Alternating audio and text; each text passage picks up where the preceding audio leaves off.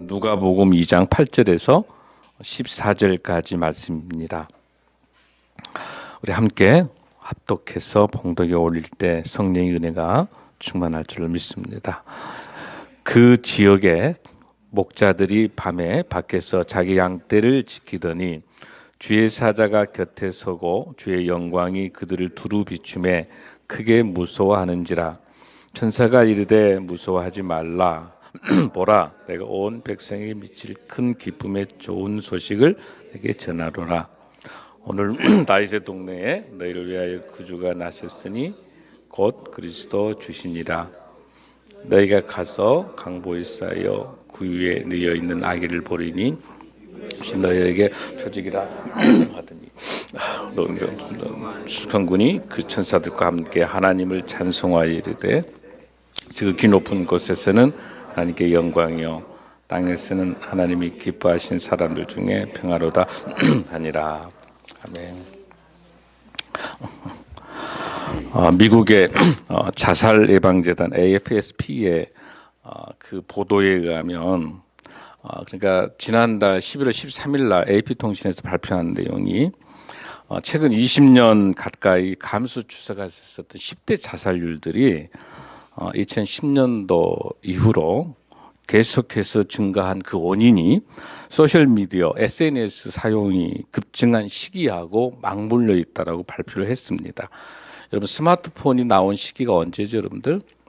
2007년이에요. 2007년 그러니까 금년까지 10주년이 되는 거죠. 스마트폰 나온 게 10년째 됐는데 그 전에는 스마트폰이 나오기 전에는 자살률이 계속 감소하고 있었어요. 그러다가 스마트폰을 중심으로 SNS가 이제 활발하게 진행이 되면서 자살률이 증가하게 되고요. 미국의 우울증들이 계속 증가합니다. 우리 얼마 전에 우리 한 아이돌 가수도 그 우울증으로 또 자살하는 걸 보고 봤을 겁니다. 자, 이런 상황에서 특별히 여기에 노출되어 있는 게 우리 청소년들, 우리 청년들, 또 이런 특히 또 우리 여성들이 또 많이 또 취약한 그런 상태이기도 합니다. 그래서 이 조사를 보니까 지금 청소년들의 이 스마트폰을 중심으로 한 그 증가율이 45% 계속 더 능가되고 있고 2015년도의 데이터를 보면 소셜 미디어를 사용한다라고 하는 답하는 사람들이 12학년이니까 우리 한국의 고등학교 3학년에 해당되겠죠. 87%로 이렇게 증가됐다는 보고에 의해서 결국은 이 온라인 공간에서 이루어지는 왕따, 또 페이스북, 트위터, 인스타그램 같은 그 소셜 네트워크 서비스 SNS에 의해서 이 피해가 굉장히 심각한 상황에 와 있다고 이야기합니다. 그래서 진 트웨인즈라고 하는 샌디에고 주립대 심리학과 교수가 스마트폰이 이제는 이 유해성들에 대해서 긴급하게 진단하지 않고는 이 시대가 앞으로 상상을 초월한 죽음의 시대로 간다 이렇게 지금 평가를 하고 있습니다. 구태여 제가 이 이야기를 하지 않는다 하더라도 우리 청소년들뿐만 아니라 우리 어른들도 마찬가지. 이제는 어려운 일을 하려고 하지 않습니다. 힘든 걸 하지 않습니다. 어렵게 뭘 찾아보지 않고요. 바로 검색 들어가는. 어떤 문제가 발생하면 고민하지 않고 바로 검색 들어가는.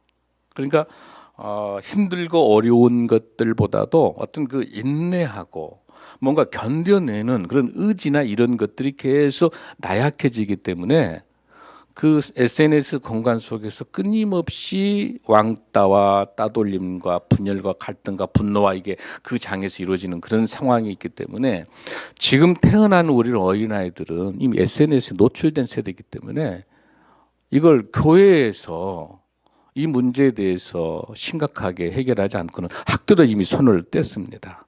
공교육도 사교육 다 불가능한 상황이에요. 교회에서마저. 근데 교회도 지금 심각하게 들어와 있는 게 SNS 노출되어 있는 거. 카톡을 보지 않으면 아침에 새벽 기도할 때 새벽에 일어나서 기도할 때 저도 새벽기도 오기 전에 먼저 제가 말씀 묵상 기도를 해야 되는데 어떤 유혹을 받냐면 카톡에 그것을 보고 싶어하는, 그러니까 기도보다 저만 그런가 여러분들? 굉장히 힘들어요. 그래서 내가 아예 딱 꺼놓고 이제 새벽에 말씀 묵상하고 새벽기도 준비하고 이제 나오는데, 그래놓고 굉장히 궁금한 거예요 이제. 아, 저도 그렇게 지금 물들어 있는, 아니 목사도 이런 상황인데 여러분 얼마나 힘들겠어요. 근데 이게 더 심각한 거는 성탄의 본질까지도 훼손시켜요. 뭐예요 여러분들? 성탄이 예수님의 본질보다도 즐기고 놀고, 오늘 보세요. 오늘 성탄 예배, 우리 어릴 때 어머니 계실 때, 사모님, 어머니 어찌셨어요? 우리 어릴 때 보면 이 성탄 예배면 막 그냥 막 한 달 내내 기다리죠. 박 목사님 어찌셨어요? 그러잖아요. 그런데 주일 예배까지 하고 이 성탄 예배는 이제 연휴로 이렇게 쉬는 걸로 가는 거예요. 이 추세예요, 추세가. 그러나 우리가 성탄의 본질을 정확하게 알게 되면 그러지 않을 건데, 성탄의 본질이 어디에 퇴색돼 버리냐면 산타클로스로 산타클로스. 그리고 산타클로스도 원래 무슨 색깔 옷을 입었냐면 원래는 청색 옷을 입었는데 누가? 코카콜라 회사에서 빨간 옷을 입혀버린 거야. 그래서 산타클로스가 빨간색으로 돼버리는 거예요, 여러분들. 전부 상업성으로 간 산타클로스. 말 그대로 크리스마스는 크리스마스가 돼야 되는 거죠. 크라이스트, 예수 그리스도의 마스, 예배가 돼야 돼요. 크리스마스는 예배, 경배 외에는 없는 거죠. 제가 어제도 말씀드린 것처럼 누가? 목자들이 왔었을 때, 또 동방박사가 왔었을 때도 황금과 요한과 몰약이 목적이 아니고, 멀리 오는 별이 목적이 아니고 뭐가 목적이에요? 경배가 목적, 예배가 목적인 거죠. 그 예배의 본질로 돌아가야 됩니다. 아멘. 그런 의미에서 오늘 본문이 주는 의미는 한번 우리가 잘 생각했으면 좋겠습니다. 자, 우리 8절 한번 읽습니다. 시작. 그 지역의 목자들이 밤에 밖에서 자기 양떼를 지키더니. 자, 여러분, 우리 아기 예수 탄생할 때 얼마나 많은 예수님의 탄생을 기다리는 사람 많이 있었겠지만은, 여기에 바리새인 서기관들, 고관 대작들이 기다린 게 아니라 누가 기다리고 있습니까? 목자가 제일 먼저 만난다. 그 당시 목자의 직업은 굉장히 천시받았던, 굉장히 낮은 직업이죠. 소외되어 있는 사람들. 그런데 예수님께서 첫 모습을 누구에게 보여주십니까? 목자에게 보여주시는 거. 이것도 하나님께서 이미 하나님의 시간표에 준비되어 있는 사람들이에요. 여러분, 그냥 목자가 아니에요. 여러분, 그 주보에 한번 보면, 이 주보 뒷면 한번 보실까요? 목자들의 들판교회. 자, 그 목자들의 들판교회, 베들레헴 동쪽 3km 지점에 있는 그 지역에 천사들이 양치는 목동들에게 예수님의 탄생을 알려줬다는 거. 여러분 성지순례 가보신 분들 아시잖아요. 또 가긴 하겠습니다만은 그곳에 추정되어 있는 그 교회에 베두인의 천막 모양으로 건축한 거예요. 그래서 누가복음의 기자가 천사가 들판에서 양을 치는 목자들에게 예수님의 탄생을 가장 먼저 알렸다는 거예요. 이게 보니까 꼭 뭐같이 생겼어요? 천막같이 생겼죠? 목자들이, 베두인 목자들. 지금도 여러분 이스라엘 팔레스타인 지역에 가면 베두인들이 지금도 목축업을 하고 있죠. 근데 여기에서 나오는 이 밤에 밖에서 자기 양떼를, 그러니까 안에서 있는 분은 모르죠. 밖에서 양떼를 지고 있는 목자만이 별을 보고 아기 예수 탄생에 대해서 그 영광을 볼 수 있는 거예요. 바로 그건 어떤 사람이냐면 여러분들, 이 목자에 대해서 정확하게 아는데 어떤 목자냐면 구약 시대에서, 에레미야 시대에서 나타난, 한번 그 말씀 본문 한번 볼까요 여러분들? 에레미야 35장 한번 19절 한번 보겠습니다. 여러분 1110페이지 구약. 이 목자를 여러분들이 잘 한번 보셔야 되는데요. 에레미야 1110페이지. 에레미야 35장 한번 보겠습니다.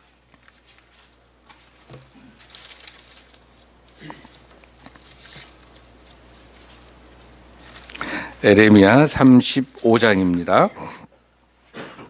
35장 1109페이지 한번 봅니다. 찾으셨습니까? 우리 5절 6절 한번 읽습니다. 시작. 내가 레캅 사람들의 후손들 앞에 포도주가 가득한 종지와 술잔을 넣고 마시라 고나매 그들이 이르되 우리는 포도주를 마시지 아니하겠노라. 레캅의 아들 우리 선조 요나답이 우리에게 명령하여 이르기를 너희 자손 영원히 포도주를 마시지 말며 7절에 가보면 집도 짓지 말고 파정도 하지 말고 포도원도 소유하지 말고 너희는 평생 동안 어디서 살아라? 장막에 살아라. 그리하면 너희가 머물러 사는 땅에 너희 생명이 길리라. 레캅의 아들 우리 선조 요나답입니다. 여러분 놀라운 것은요. 엄청난 에레미야 시대 때 에레미야가 예언을 하면서 레캅의 자손들 그 후손들에 대해서 테스트를 해보라는 거야. 술도 한번 먹여보라는 거야. 그러니까 레캅의 아들 선조 요나답이 명령했어. 후손들에게 절대로 포도주 먹지 마라. 술 먹지 말고 농사 지으면서 정착하지 말고 너희들은 항상 떠날 준비를 해라. 어디에서 살아라? 장막에서 살아라. 그 명령을 내리는 거예요. 파종하지 마라. 우리 인생이 멈추는 순간, 멈추고 정조하는 순간, 잘 먹고 잘 살 때 하나님 예수님을 버리게 돼 있어요. 배부를 때. 여기 베두인들은 지금도 그 역사가 이어져서 지금도 목축업을 하면서 정착하지 않고 언제든지 노마드 인생, 유목민 인생이야. 언제든지 주님이 오라면 오고 가라면 가는 인생이야. 그 후손들이 장막을 짓고 사는 바로 이 레캅의 후손들이 누구냐면 바로 목자입니다. 아멘. 얼마나 귀한 족속인지는 몰라요. 하나님이 특별히 지정한 사람이 목자들이에요. 그래서 예수님의 탄생을 제일 먼저 만나는 영광을 주신 거예요. 그 축복이 어떤 축복이냐면 에레미야 35장 19절 한번 봅니다. 자, 에레미야를 통해서 레캅 가문에게 어떻게 하나님께 축복 주신가 보세요. 이 집안에게 19절 시작. 그러므로 만군의 여호와 이스라엘 하나님께서 이와 같이 말씀하시니라. 레캅의 아들 요나답에게 내 앞에 설 사람이 영원히 끊어지지 아니하리라. 할렐루야. 할렐루야. 내 앞에 설 사람 끊어지지 않는다. 바로 이게 뭐예요? 하나님 앞에 영원한 이 후손 앞에 누구를 만나게 되신다? 메시아가 올 때 가장 먼저 만나는 축복을 주시겠다고 에레미야 35장 19절에서 약속한 이 말씀이 에레미야 예언이 누가복음에 실현된 거예요. 아멘. 여러분 그냥 목자가 아닙니다. 늘 예수님의 탄생을 기다리고 에레미야 시대 때부터 늘 기다려왔던 그 기다림의 결정적인 것이 이 목자들은 늘 예수님을 간절히 사모하면서 그 광야에서 그 들판에서 추위와 아픔과 고통과 이리와 모든 것을 견뎌냈던 거예요. 그 축복이 오늘 이 본문에 나와 있는 겁니다. 여러분 이 레캅 가문이 어떤 가문이에요? 정말 명문 가문입니다. 레캅과 같은 이 바알 신앙에 대해서 그 우상으로 여기다가 아합을 물리치기 위해서 에후를 도와줘 가지고 이 바알 우상 숭배를 물리쳤던 그 집안이 요나답의 부친이 바로 뭐냐면 여기 본문에 나와 있는 말기야 레캅의 후손들이에요. 최고의 명문 가문이에요. 하나님 말씀대로 사는 사람이에요. 세상의 부와 세상의 명예와 세상의 자랑을 택한 게 아니라 가난하고 힘들지만 노마드 인생, 유목민 인생으로서 늘 자족하고 늘 말씀으로 살아가는 거. 이 목자의 삶이 우리의 삶이 될 줄로 믿습니다. 아멘. 그런 목자예요. 그러니까 여러분 여기서 제일 먼저 그 목자에 나타나는 것은 단순한 문제가 아니라 이미 하나님의 시간표 속에 들어있는 거죠. 자, 그러면은 9절을 읽습니다. 시작. 9절 시작. 주의 사자가 곁에 서고 주의 영광이 그들을 두루 비추매 크게 무서워하는지라. 여기에 나타나는 그들이 누구예요? 목자죠. 레캅의 후손들이죠. 그들에게 비를 비추매 크게 무서워하는지라. 주의 영광이. 여기서 말한 주의 영광은 뭐예요, 여러분들? 하나님께서 밝은 빛이라든지 하나님의 임재가 불처럼 보이는 하나님의 임재를 나타내는 거예요. 출애굽기 잘 나타나요. 출애굽기 16장 10절에 보면은 아론이 이스라엘 자손의 온 회중에게 말하며 그들이 광야를 바라보니 여호와의 영광이 구름 속에 나타나더라. 할렐루야. 하나님의 영광이 나타납니다. 주의 영광이. 그랬더니 10절에 뭐라고 나옵니까? 10절 읽습니다. 시작. 천사가 이르되 무서워하지 말라. 보라 내가 온 백성에 미칠 큰 기쁨의 좋은 소식을 너에게 전하노라. 아멘. 여러분 무서워하지 말라는 말은 누가복음 1장 13절에 누구가 있었어요, 여러분들? 스가랴. 스가랴 있었죠, 여러분들? 스가랴에서 엘리사벳에게 임신 도저히 불가능했을 때 세례 요한의 어머니 아버지 스가랴에게 무서워하지 말라. 그런데 놀라운 건 뭐예요?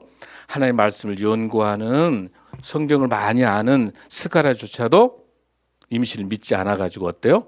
뭐가 됐어요? 벙어리가 됐다가 나중에 세례 요한이 나중에 그 서판에 쓰게 됐을 때 벙어리가 풀어지잖아요. 그러니까 하나님 말씀과 삶이 따로인 거야. 목사도 소용없어요. 장로도 소용이 없어요. 집사도 소용없습니다. 직분이 중요한 게 아니라 하나님 말씀을 철저히 믿고 순종하는 거. 할렐루야. 아멘. 여기 본문에 하나님의 말씀을 믿고 있는다면 뭐 할 필요가 없습니까? 무서워하지 말라. 무서워하지 말라. 뭐라고 이야기하는 거예요? 좋은 소식을 너에게 전하겠다라고 하는 거. 유앙겔리조마이라는 이 좋은 소식을 전한다고 하는 건 뭐예요? 굿뉴스, 복음. 예수 그리스도의 탄생에 대한 큰 기쁨을 우리가 설명하고 있습니다. 자, 11절 읽습니다. 시작. 오늘 다윗의 동네에 여호와의 구주가 나셨으니 곧 그리스도 주시니라. 여러분, 이 한 절에 놀라운 메시지가 들어있어요. 찾아보세요. 이 한 절에 누가 나셨으니, 구주가 나셨으니, 두 번째 곧 뭐 그리스도. 그다음에 세 번째 뭐예요? 주. 세 가지 호칭이 동시에 나오고 있습니다. 구주는 뭐예요? 구주는 뭐예요? 구원자 되신 것이죠.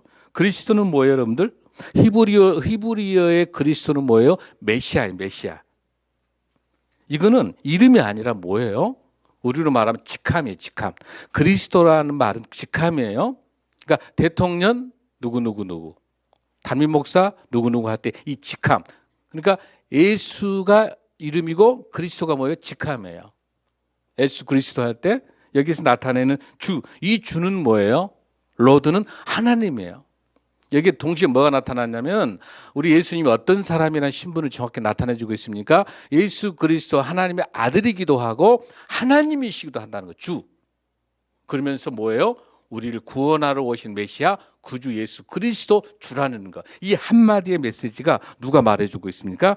천사가 오늘 다윗의 동네에 너희를 위하여. 아멘. 아멘. 우리에게 예수님이 오신 신분을 정확히 하신 예수님은 하나님이시자 하나님의 아들이시자 우리를 구원하는 구원자 메시아라는 사실을 다시 한번 우리가 되새길 필요가 있습니다. 아멘. 그런데 무슨 동네에 나타납니까? 무슨 동네? 다윗의 동네. 여러분 왜 다윗의 동네라고 그랬죠? 다윗의 동네가. 응?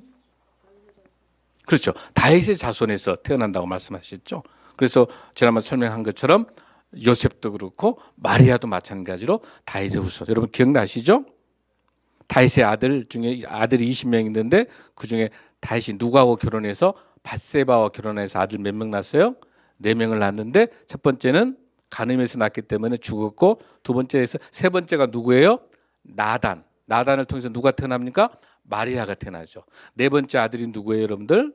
솔로몬 통해서 누가 태어납니까? 요셉이 태어납니다. 그러니까 베들레헴이라고 하는 것, 다윗의 동네 베들레헴에서 태어나는 건 하나님의 이미 시간표 속에 있는 거죠. 그래서 여기 뭐라고 합니까? 다윗의 동네. 또 왜 다윗의 동네를 설명하냐면 다윗이 뭐예요? 이스라엘의 왕이잖아요. 초대 왕이잖아요. 그러니까 이스라엘 국기를 보면 뭘로 되어 있어요? 다윗별로 되어 있는 거예요. 다윗별로. 별 있죠. 그 다윗별이에요. 그러니까 이 다윗이 왕인 것처럼 예수 그리스도가 뭐이다? 만왕의 왕으로 태어난다는 징표가 표직이 여기 이렇게 나타나고 있는 겁니다. 자, 12절 읽습니다. 시작. 그 강보일사의 구유에 뉘어 있는 아기를 보리니 이것이 너에게 표적이라니라. 할렐루야. 어디에 쌓여서? 강보에 쌓여서. 여러분 어제 제가 설교했죠. 이 강보가 뭘 의미하는 거예요, 여러분들? 마국간, 노새, 가장 비천한 곳. 그 곳은 어떤 곳이에요?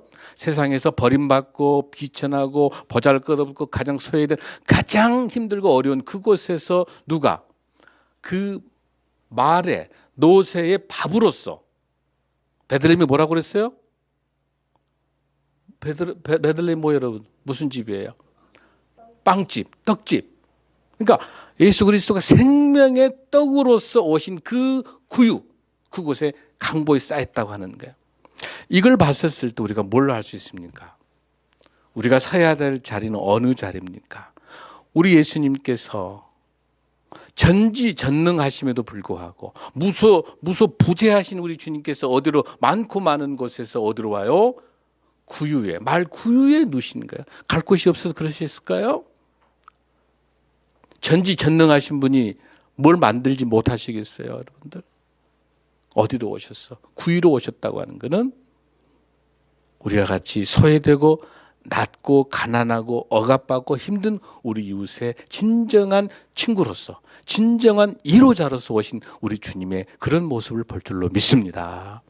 그래서 우리 교회가 성탄절날 해야 될 가장 먼저 중요한 것은 우리 권사님 기도가 제 설교하고 일치되고 있어요. 어디로 갑니까? 가장 낮은 곳으로. 우리 생명나무 숲교회가 가장 낮은 곳으로. 고아와 가부와 우리 조선족 나그네 된 자들, 북한 동포들, 다문화들, 어려운 이웃들. 그래서 우리 교회가 정말 서울역 노숙자를 위해서 섬기는 이 사역은 해도 되고 하지 않으면 안 되는 게 아니라 하지 않으면 안 되는 구유, 강보에 쌓인 가장 낮은 비참한 말 그 구유로 오신 예수 그리스도의 탄생의 의미의 본질로 돌아간다면 가장 나의 적은 것, 나의 가장 소중한 것을 가지고 노숙자와 함께 우리 낭으려는 자와 함께 찾아가는 것이 성탄의 의미의 본질을 회복한 줄로 믿습니다. 아멘, 아멘. 우리가 갈 곳이 어디입니까?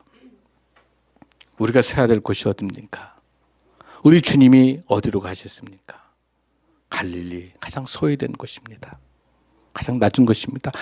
잘 살고 부자가 있고 권력 있는 에루살렘으로 가지 않고 갈릴리로 가셔서 사역을 마치실 때도 그렇고 승천하시기 전에도 또 마지막 부활하시고도 갈릴리입니다. 우리가 가야 될 곳은 갈릴리입니다. 성탄의 본질은 우리가 여기서 분명히 생각할 것은 아기 예수 탄생을 통해서 그 강보의 구유에 예수 그리스도의 아기 예수를 보는 순간 33년 후에 우리 죄를 대신해서 돌아가실 예수 그리스도의 십자가에 돌아가시고 부활하실 예수 그리스도를 동시에 봐야 될 줄로 믿습니다. 아멘, 아멘. 아무 죄 없으신 우리 주님께서 아기 예수 탄생 여러분들 보세요.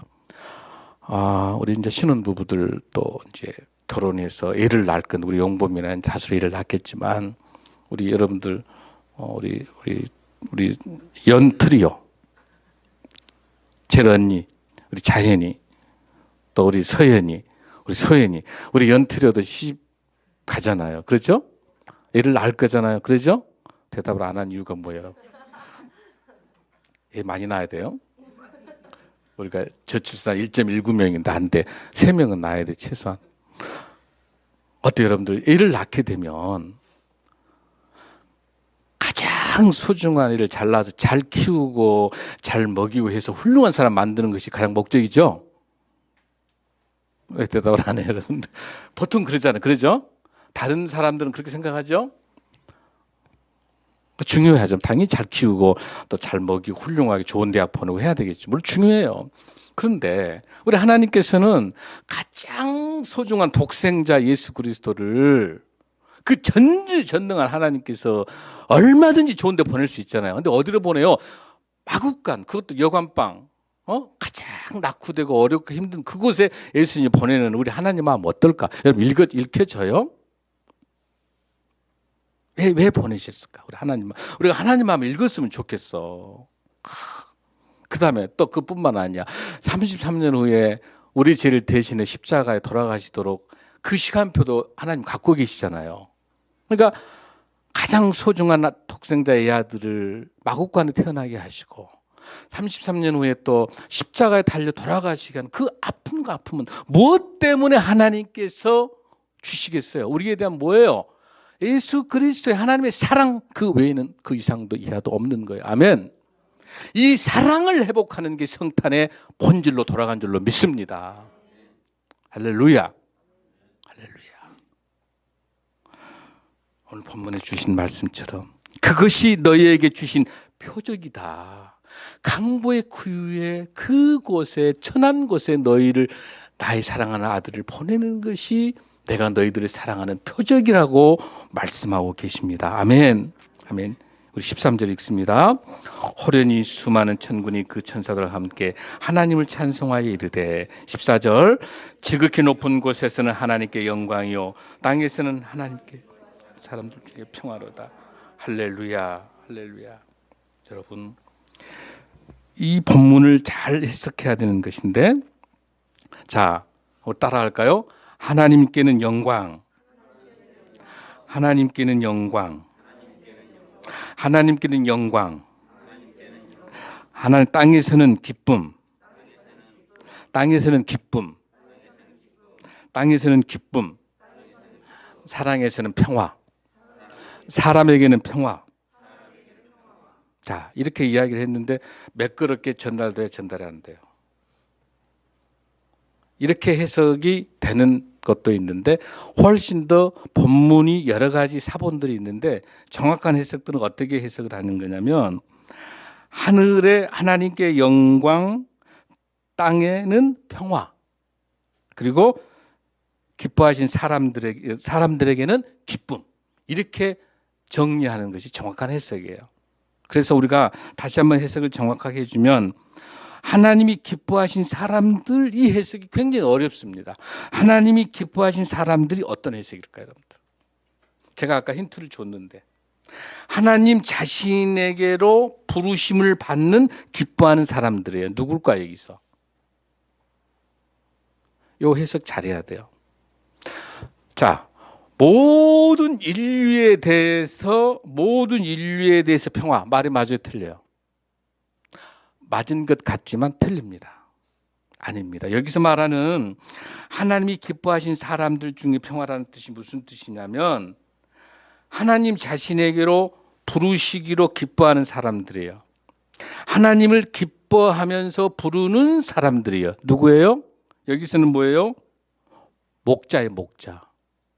목동들이에요. 바꿔서 말하면 뭡니까? 레캅의 후손들이에요. 바꿔서 말하면 무슨 뜻입니까? 예수 그리스도의 탄생을 간절히 기다리면서 기다렸던 사람들만이 뭘 갖게 된다? 평화를 갖게 된다. 할렐루야.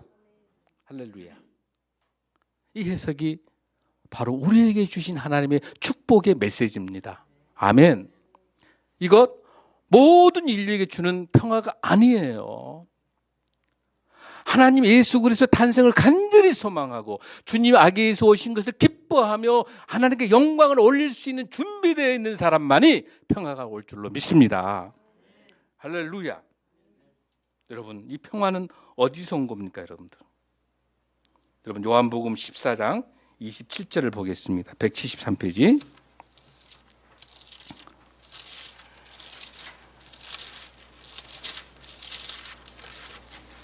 요한복음 14장 27절입니다.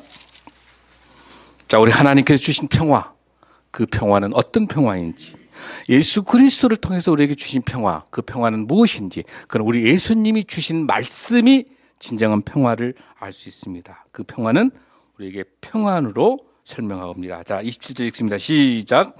평안을 너희에게 끼치노니 곧 나의 평안을 너희에게 주노라. 내가 너희에게 주는 것은 세상이 주는 것과 같지 아니하리라. 너희는 마음에 근심하지도 말고 두려워하지 말라. 할렐루야. 할렐루야. 여러분, 이 평안이란 말이 에이레라는 뜻인데 히브리어는 샬롬이에요. 우리 만날 때 이스라엘 가면 샬롬 그러잖아요. 평안을 간구하는 평안, 샬롬. 우리 한번 해볼까요? 우리 예수 그리스도. 자, 우리 샬롬.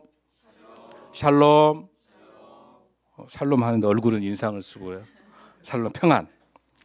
자, 이 평안이라고 하는 것은 뭐냐면 하나님과 이 에이렌의 샬롬은 뭐냐면 아까 여기서 주신 뭐예요? 그런 하나님의 예수 그리스도의 탄생을 기다리는 사람에게 주신 평화, 그 평안인데 평안이 뭐냐면 평안은 하나님과 나와의 관계가 올바르게 관계가 서야만이 평안이 있는 줄로 믿습니다. 이 평안은 하나님이 주신 최고의 복의 명제예요. 할렐루야. 이 세상의 재력도 평화가 평안이 아닙니다. 이 세상이 주는 돈도 아닙니다. 권력도 아닙니다. 명예도 아닙니다. 이 세상이 주는 최고의 평안, 최고의 평안은 하나님과 나의 관계에 있어서 올바른 진정한 예수 그리스도 하나님이 주신 그 평안, 그 평화가 최고의 복인 줄로 믿습니다. 그래야만 우리가 근심하지 않고 두려워하지 않고 이 험난한 세상 이겨낼 수 있는 힘이 있는 겁니다. 할렐루야. 그런 의미 있어서 마지막으로 하나님께서 이사야 9장 6절의 말씀을 주고 계십니다. 이 말씀을 우리 함께 봉독하고 마치겠습니다. 978페이지 이사야 9장 6절에서 7절입니다. 우리 예수 그리스도의 이사야 예언을 통해서 우리 하나님께서 예수 그리스도 탄생을 예언합니다. 이사야 9장 6절에서 7절까지 말씀입니다. 978페이지. 여기서 나타나는 예수 그리스도의 네 가지의 기능을 통해서 이 축복을 통해서 이 성탄의 본질로 돌아가고 성탄의 본질을 통해서 예수님을 정확히 아는 저와 여러분들이 간절히 소원합니다. 자, 우리 함께 봉독합니다. 시작. 이는 한 아이가 우리에게 낳고 한 아들을 우리에게 주신 바 되었는데 그의 어깨는 정사를 메었고 그의 이름은 기묘자라 모사라 전능하신 하나님이라 영존하시는 아버지라 평강의 왕이라 할 것임이라.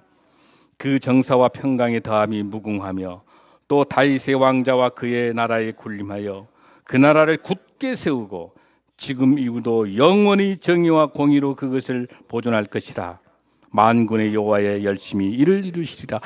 할렐루야, 할렐루야. 여기서 우리 예수 그리스도의 네 가지의 이름이 나타납니다. 첫 번째 기묘자라 모사라. 이건 뭐냐면 카운셀러, 우리의 상담자입니다.